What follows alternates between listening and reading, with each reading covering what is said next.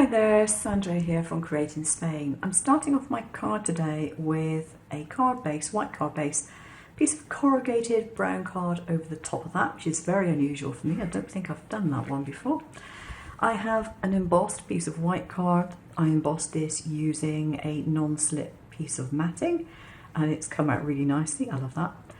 Now I have a piece of green ribbon and I have threaded a little wooden heart onto it. The heart I made myself, but I'm sure that, if you've got craft shops around, you can find something similar. So I'm turning this upside down. This is stuck on with one piece of tape on that side. And what I want to do on this side, I want to put a piece of a double-sided tape that is going to hold this side of the ribbon down. Just tear that off. That excess piece there. Just trim off that end because it's going to annoy me. There we are.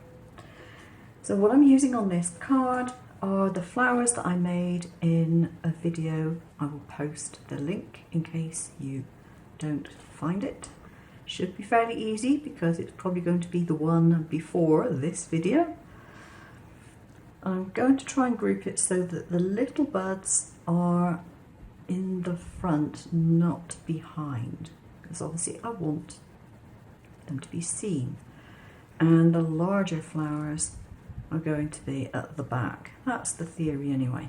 So I would want to trim off the edges of these stalks because they're going to be too long. I'm going to trim them at an angle. If there's any pieces which are long enough there, I'll save those pieces and I can use them with more flowers at a later date.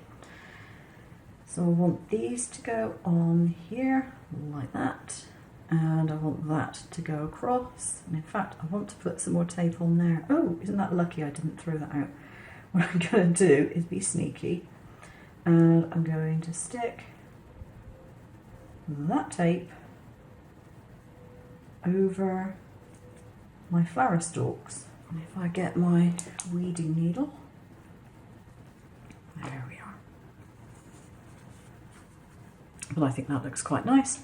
And I'm going to use double-sided tape to stick it to the front of the card. Here's the finished card. I've added the sentiment, which I'd already had print and cut and stashed away. I've added 3 little gems to the center of the buckle just for a little bit of sparkle, but other than that I have left it very, very simple. I think it's a rather nice look. So if you've enjoyed this video and you want to make the flowers, I will put a link to that video up here.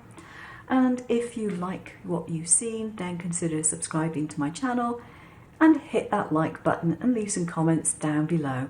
I'll see you again soon. Take care now.